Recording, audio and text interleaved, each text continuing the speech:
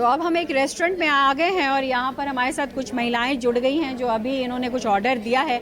तो हमने सोचा है इस वक्त का इस्तेमाल करते हुए महिलाओं से चर्चा कर लेते हैं। और बताइए क्या चल रहा है इस वक्त?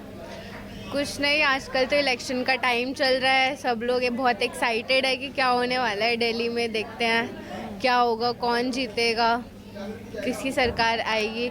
बट हमारा तो यही क्वेश्चन है हर पार्टी से, चाहे बीजेपी हो चाहे आम आदमी पार्टी हो, कि चल क्या रहा है। आप लोग जो झुग्गी झोपड़ी वाले हैं उनके लिए सपोर्ट कर रहे हैं, जो लोग रिच है आप लोग उनके लिए सपोर्ट कर रहे हैं। हम मिडिल क्लास पीपल कहाँ जाएंगे? हम लोग जो स्टूडेंट्स हैं वो कहाँ जाएंगे? हमारे लिए कोई स्कॉलरशिप्स नहीं है, कुछ भी नहीं चल रहा है। हमारे लिए क्या ऑप्शन है? आप प्लीज़ हमें इस चीज़ का आंसर दीजिए।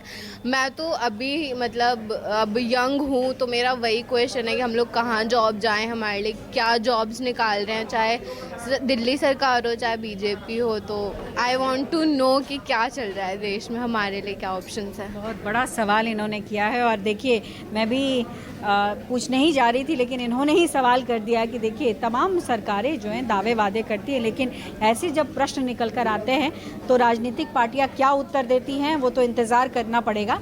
लेकिन आप मुझे ये बताइए कि आपने एक बहुत माकूल प्रश्न किया है और ऐसे में ये अभी लड़ाई हो रही है कि सब टारगेट कर रहे हैं कि झुग्गी में रहने वाले जो वोटर्स हैं वो बीजेपी भी टारगेट कर रही है, आम आदमी भी पार्टी टारगेट कर रही है और कांग्रेस भी कर रही है।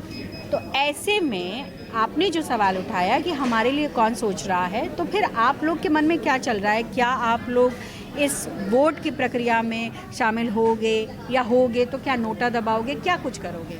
डेफिनेटली शामिल होंगे क्योंकि हमारा हक है, हमें देना चाहिए। तभी लोगों को पता चलेगा कि क्या चल रहा है, कितने लोग वोट दे रहे हैं। बट यही है कि कोई भी पार्टी मिडिल क्लास के लिए सपोर्ट नहीं कर रही है। तो हम लोग मतलब पर्सनली अगर हम सोचें तो कभी कभी मन करता है कि NOTA he best for youngsters है, वही दबाएं तो बेस्ट होगा। आप बताइए जो कह रही है कितनी सहमत हैं आप इससे? मैं इनसे 100% सहमत हूँ।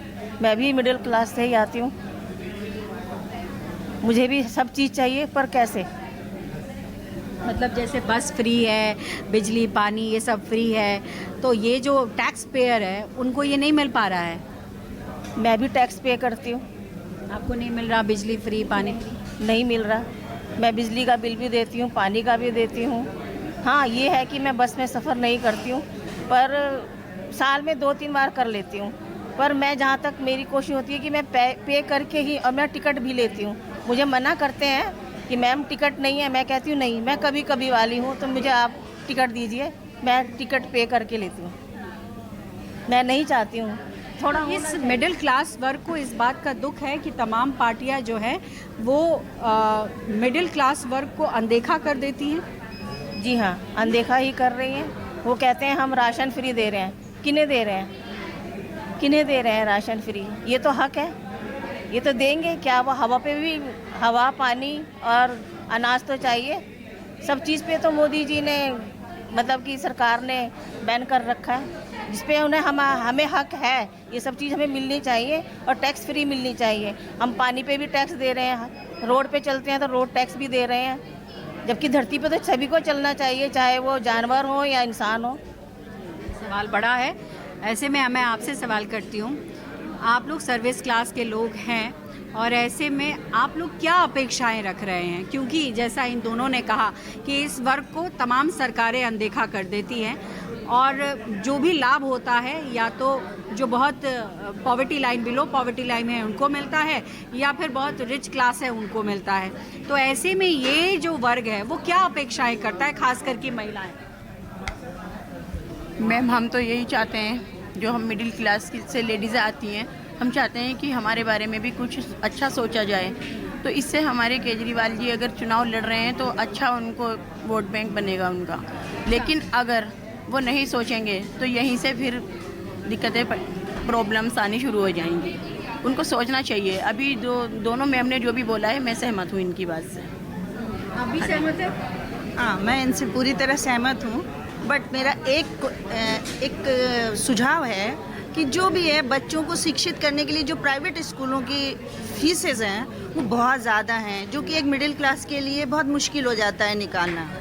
तो हम ये चाहेंगे थोड़ा सा इस पे ध्यान, कोई भी सरकार हो, कोई भी पार्टी आए, बट शिक्षा के लिए ज़रूर ऐसा करें कि हमारा देश, हमारा राष्ट्र, हमारा समाज शिक्षित हो और हमारे बच्चे अच्छी शिक्षा प्राप्त कर सकें। थोड़ा सा इस तरफ ध्यान देना चाहिए कोई भी सरकार।